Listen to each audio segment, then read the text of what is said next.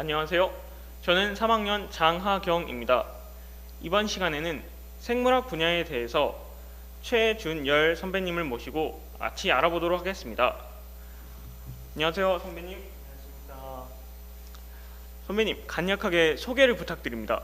예, 저는 85회 최준열이라고 합니다. 저는 농촌진흥청 국립농업과학원에서 발효가공식품과장으로서 일을 하고 있습니다.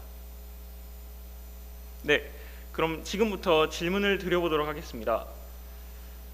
첫째로 선생님께서 생각하시는 생물학은 무슨 일을 하는 학문인가요? 생물학이란 기본적으로 생물을 대상으로 하는 자연과학이라고 말씀드릴 수 있겠습니다. 그 중에서도 연구를 위해서는 단위를 나누어 보는 것이 중요한데요. 생물학에서는 생명체의 기본 단위로서 세포를, 유전체의 기본 단위로서 유전자, 그 다음에 생물 종의 생성과 멸종을 추진하는 수단으로서 진화를 설정해서 생물의 생명 현상을 연구하는 학문인데, 그 중에서도 생명체의 물리적 구조나 화학적 과정, 분자적 상호작용, 생리적 메커니즘, 종의 발생과 진화까지 폭넓은 주제들을 다루는 종합학문이라고 말씀드릴 수 있겠습니다. 와, 그럼 정말 생물만 들어가면 어떤 학문인지 다 되는 그런 학문이네요. 생물학 자체만으로서 모든 것을 다 해결할 수는 없고요. 요즘은 융복합의 시대니까 다른 학문들하고 밀접한 관계를 갖고서 생명 현상을 풀어보려고 노력하고 있습니다. 그렇군요. 네, 다음 질문 드리겠습니다. 생물학을 공부하시면서 보람을 느끼신 점이 있다면 어떤 점인가요? 인간도 생물의 한 종이기 때문에 생물학이란 건 결국은 인간에 대한 속성을 알아보는 그런 학문이라고 생각합니다. 그런 점에서 특히 다른 학문보다도 사람과 생활과 훨씬 밀접한 학문이라고 생각합니다. 제가 수행하는 연구와 또 지식의 검색을 통해서 얻어지는 새로운 지식들이 우리 생활에 바로 적용할 수 있고, 그것들이 바로 실용화되고 삶을 더 풍요롭게 할 수 있는 점에서, 즉 실용적인 학문이라는 점에서 상당히 많은 보람을 느낀다고 하겠습니다. 네, 정말 생물학은 인간과 같이 발전한 그런 학문이라고 말할 수 있겠네요. 예, 그렇습니다. 네, 생물학을 공부하시면서 가장 힘드신 점이 있다면 어떤 점이셨나요? 제가 장하경 학생하고 똑같은 시절에 저도 생각을 많이 했었는데, 그 당시에 생물학을 공부할 때에는 물리나 화학에 비해서 상대적으로 암기 과목이라는 그런 인식이 있었습니다. 하지만 실제 공부하면서 보니까 아직도 밝혀지지 않은 것들이 너무 많아서 해결해야 할 부분들이 산적해 있었습니다.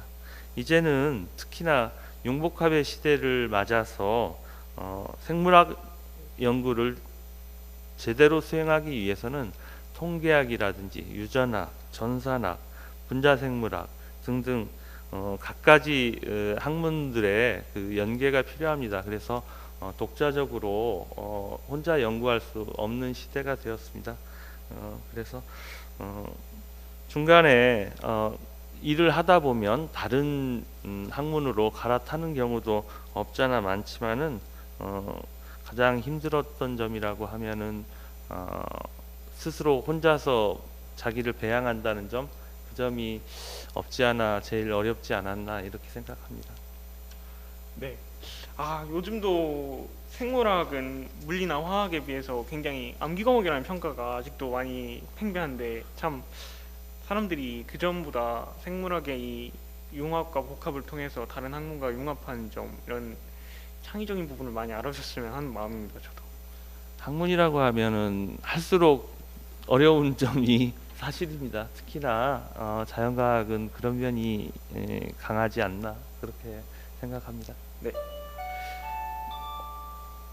어린 시절에는 어떤 학문을 공부하길 원하셨나요? 제가 이렇게 얘기하면 믿지 않는 분들이 많이 계시지만, 저는 초등학교 5학년 때부터 기린봉과 아중리에서 곤충을 잡으면서 앞으로 내가 커서 곤충학자가 되겠다는 생각을 많이 했었습니다. 그래서 파브르 곤충기를 읽으면서 벌의 생태에 대해서 관심도 가졌고 쇠똥구리의 생태를 읽으면서 쇠똥을 찾아 돌아다녀 보기도 했고 그런 시절을 보냈었습니다. 이렇게 그 곤충학에 대해서 어렸을 때부터 가졌던 관심이 자연스럽게 앞으로 생물학을 내 전공으로 해야 되겠다는 생각으로 이어졌고 대학 진학할 때 농생물학과로 진학해서 현재 자리에 있게 되었습니다. 참 선배님 말씀을 들어보니까 저도 선배님이랑 비슷한 것 같아요. 저도 어릴 때 곤충도 많이 잡고 막 개미도 잡고 그랬는데 저도 선배님과 닮은 것 같아서 기쁩니다. 네, 다음 질문 드리겠습니다. 생물학과 관련되어서 가장 존경하시는 분이 어떤 분이신가요? 생물학이란 학문이 폭이 넓다 보니 사람들이 생각하는 연구자들이 굉장히 많습니다. 다윈이나 플레밍 또 개미를 연구한 이오 윌슨이라든지 여러 훌륭하신 연구자들이 많은데 저 개인적으로는 그 중에서도 생물 간의 연구를 소통할 수 있게 학명을 만들어준 린네가 가장 먼저가 아닌가 그렇게 생각을 합니다.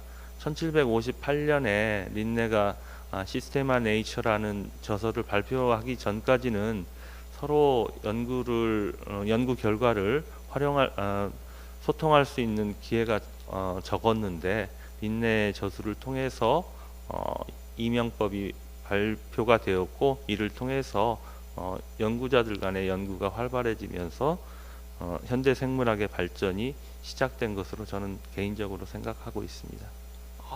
와, 정말 대단한 연구를 하셨네요. 그분은 생물학을 말을 서로 통할 수 있게 하는 통역가, 그런 언어 체계를 구축하신 분, 이렇게 또 생각이 듭니다.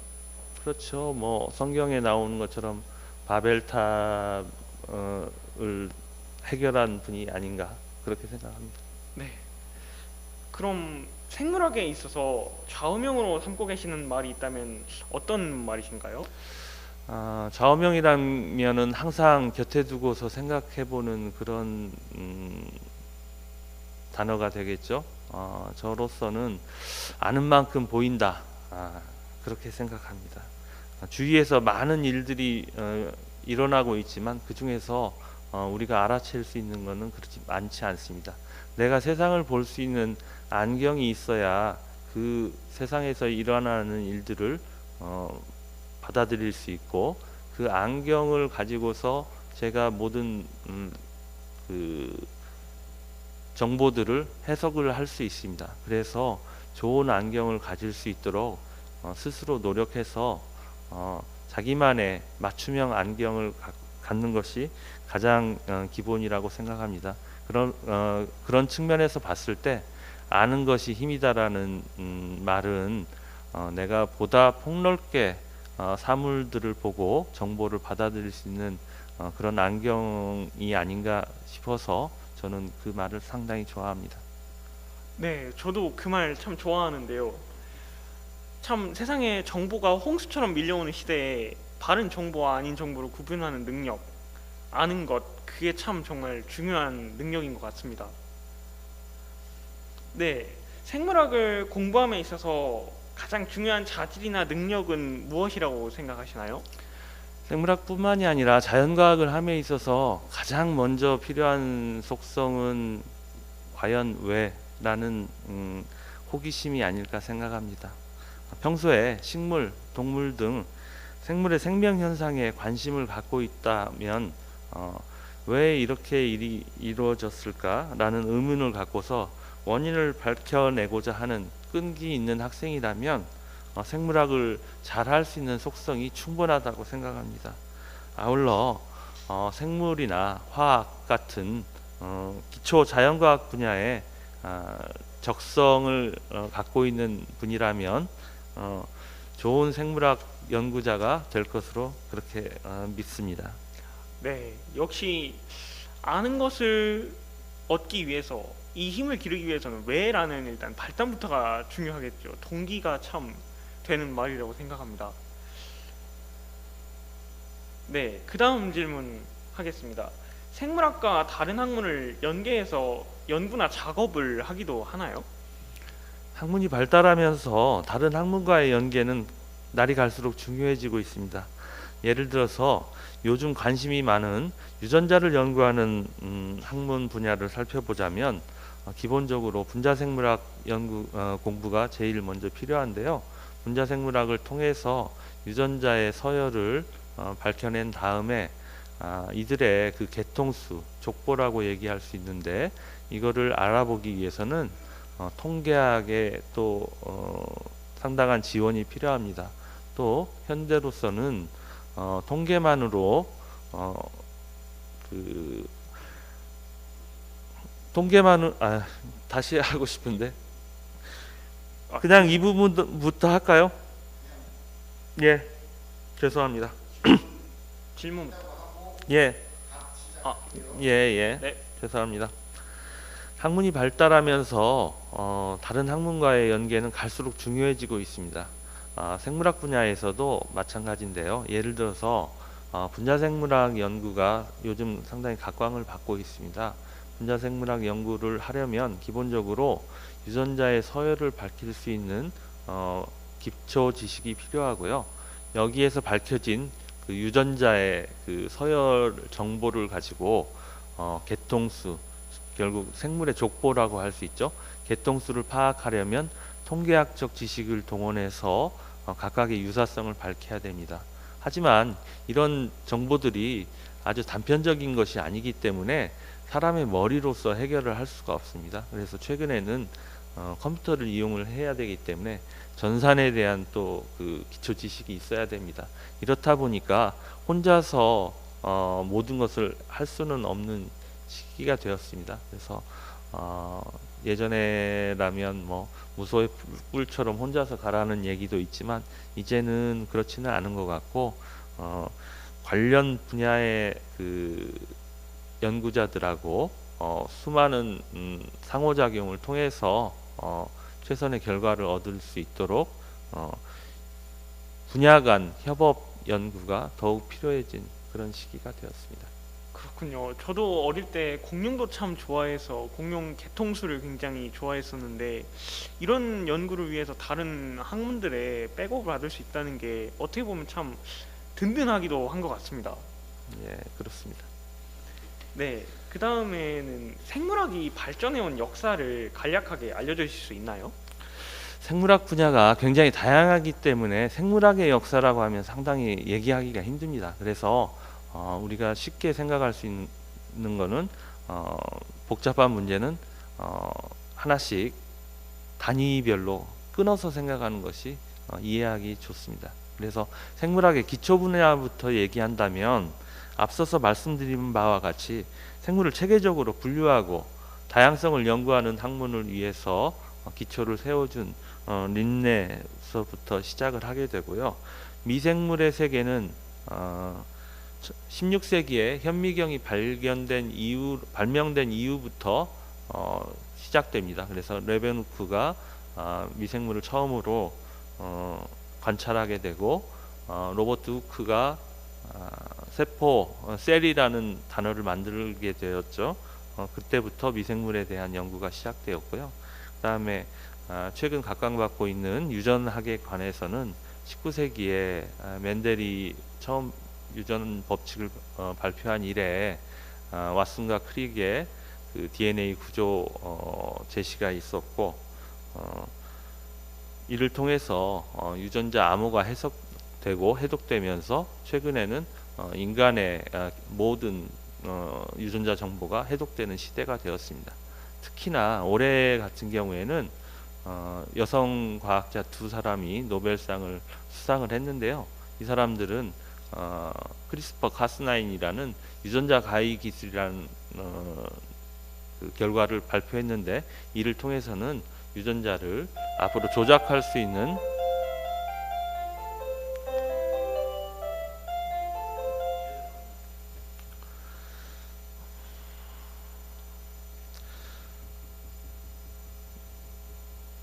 멘델부터 다시 하겠습니다. 예, 19세기 말 멘델이 유전 법칙을 발표한 이래 유전자의 시대가 시작되었습니다.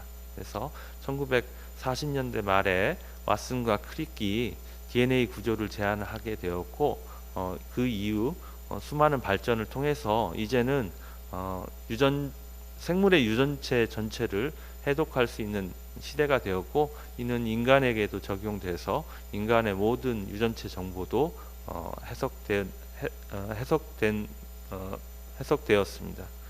올해 같은 경우에는 노벨상 수상자로서 여성 두 분이 선정이 되었는데요. 이들이 발표한 기술이 바로 크리스퍼 카스9이라는 유전자 조작 기술입니다. 그래서 앞으로는 나쁜 유전자는 유전자 수준에서 제거하고 좋은 유전자는 갖다 붙일 수 있는 그런 시대까지 되었습니다. 이외에도 질병 연구라든지 발효 연구라든지 생활과 관련해서 많은 성과들이 생물학 분야에서 이루어져서 우리 인간의 생활을 풍요롭게 해주었고요. 앞서 말씀드린 바와 같이 생물학은 계속적으로 발전해서 생화, 분자생물학, 그다음에 병리학이라든지 식품공학, 생물공학 등으로 계속적으로 뻗어나가고 있습니다. 그렇군요. 전 얼마 전에 사랑니를 뺐는데 정말 아팠는데 이거 참 기술적으로 유전자 단계에서 이 사랑니 유전자를 제거할 수 있는 기술이 온다면 참 인간들이 살면서 안 아프지 않을까 하는 그런 생각이 듭니다. 이렇게 결국은 진화 과정에서 사랑니는 뭐 퇴화된 그런 형질이라고 볼 수 있겠죠. 그래서 말씀하신 것처럼 장래에는 사랑니를 나게 하는 유전자를 아예 제거할 수도 있겠지만 그러면 치과 선생님들이 좀 뭐라고 하지 않을까요? 그렇군요. 이런 생물 과학이 발전하면 이런 후폭풍이 좀 있군요. 그렇습니다. 네, 그럼 그 다음 질문입니다. 생물학의 세부 분야들 중 가장 매력 있는 분야가 어떤 분야라고 생각하시나요? 저 개인적으로는 제 전공인 분류학 분야가 가장 기초적이고 가장 흥미롭지만은 생활에 이용되는 면에서 봤을 때는 약간은 괴리감이 있는 것도 사실입니다. 그래서 최근에 관심 분야를 살펴보게 되면 유전학 분야라 할 수 있는 게놈 프로젝트라든지 생물의 내적 반응을 조절하는 미생물들의 활동을 연구하는 마이크로바이옴 분야가 사회적으로 관심이 쏟아지고 있습니다. 그래서 앞으로 이쪽에서 더 많은 결과들이 나올 것으로 그렇게 기대하고 있습니다. 그렇군요. 사실 저도 생물을 전반적으로 다 좋아해서 참 어느 하나 찝기가 참 어려울 것 같아요. 다 매력적이고 다 재미있을 것 같은 학문들이라. 네, 그럼 생물학을 전공해서 어떤 직업들을 가질 수 있을까요? 일단 생물학을 전공한다고 하면 기초적으로 식물학자나 동물학자, 그다음에 저 같은 곤충학자를 들 수 있겠죠. 학교에서 연구하는 그런 경우가 되겠고요. 그 이외에도 공무원 연구소에서 일하는 공무원, 그러니까 연구 기술직 공무원이라든지, 그다음에 최근에 그 자격증 제도도 도입되었습니다마는 식물 의사, 그다음에 유전공학 연구원 같은 그런 직종부터 크게 보면 의학이라든지 수의학, 식품학, 환경공학 등 넓은 범위까지 폭넓게 생각할 수 있을 것입니다. 네, 이렇게 많은 직업들이 있는데요. 생물학을 좋아하시는 분이라면 참 행복한 고민일 것 같기도 합니다. 어떤 직업을 가질지. 네, 그럼 다음 질문인데 혹시 생물학을 공부하면 가질 수 있는 특별한 취미 같은 게 있을까요? 생물학이라고 하면 아무래도 실험실에서 일하는 경우도 있지만 바깥으로 나가는 사람도 굉장히 많습니다. 들과 산으로 돌아다니면서 자연과 호흡하는 경우가 많기 때문에 기초적으로 등산이라든지 그다음에 탐조, 그다음에 사진 찍기, 또 뭐 수석, 이외에 뭐 곤충 수집이라든지 이런 다양한 그 취미를 가진 동료들이 저희 사무실에도 많이 있습니다. 아, 그렇군요. 저도 막 어릴 때처럼 뛰어다니면서 곤충 잡고 이러는 게 참 재밌을 것 같은데 어른이 돼서도 그런 직업이면서 취미로 가질 수 있다니 참 좋은 것 같아요. 처음에는 넓게 보는 것이 필요하다고 생각하고요. 점차 아, 능력의 한계를 느끼면서 범위를 좁혀 나가는 것이 개인 발전에 도움이 될 것입니다. 그렇죠. 그렇군요. 네. 그러면 생물학을 공부하신 이후로 세상을 바라볼 때 좀 달라지신 점 이런 게 있으신가요?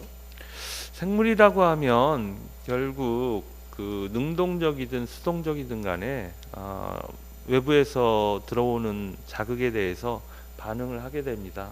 그래서 세상 일도 보면 모든 일들이 원인과 결과가 있고 이에 대한 정보들이 뭉쳐서 다양한 결과들이 이루어집니다.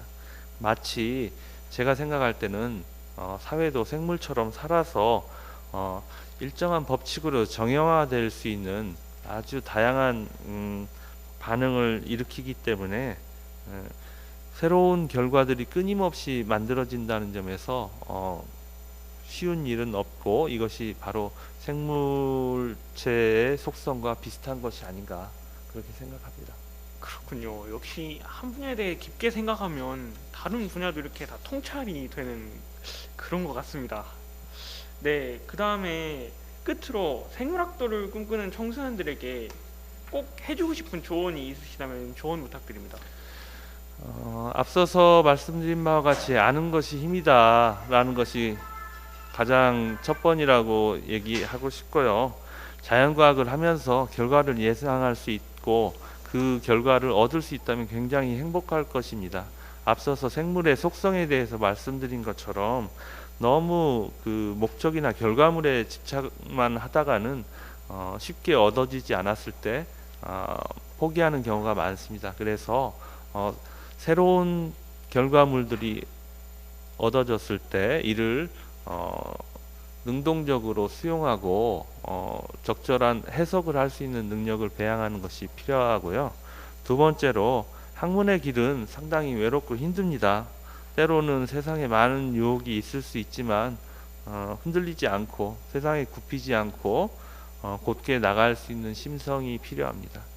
또한 지금은 융복합의 시대라서 혼자서 할 수 없는 부분들이 굉장히 많이 있습니다. 그래서 아프리카 속담처럼 멀리 가려면 같이 갈 수 있는 사람을 구하는 것이 필요합니다. 자기하고 소통할 수 있는 동료 연구자들을 만들고 또 만나는 것이 중요하다고 생각합니다. 기초가 충실하면 다양한 분야에 쉽게 응용할 수 있습니다. 만사부려튼튼이라고 해서 모든 것을 다 충분히 준비해야만 좋은 결과를 얻을 수 있습니다. 물론 유성이 떨어질 것을 대비해서 매일 헬멧을 쓰고 다닐 수는 없습니다. 앞서서 말씀드린 바와 같이 자기의 그 강력한 안경을 가지고 세상 일을 해석해서 좋은 결과를 얻을 수 있는 자기만의 정보를 정립할 수 있는 그런 눈을 키울 수 있는 여러분들이 되길 바라고요. 지금 시기가 여러분들에게 바로 그걸 만들어야 되는 시기라고 생각합니다. 앞으로 자기의 안경을 만들어서 세상에 잘 적응해 나갈 수 있는 우리 후배님들 기대하면서 제 말씀 마치겠습니다. 네, 지금까지 생물학 분야의 최준열 선배님과 함께 인터뷰를 진행해 보았습니다. 이렇게 귀한 시간 내주신 선배님 감사드립니다.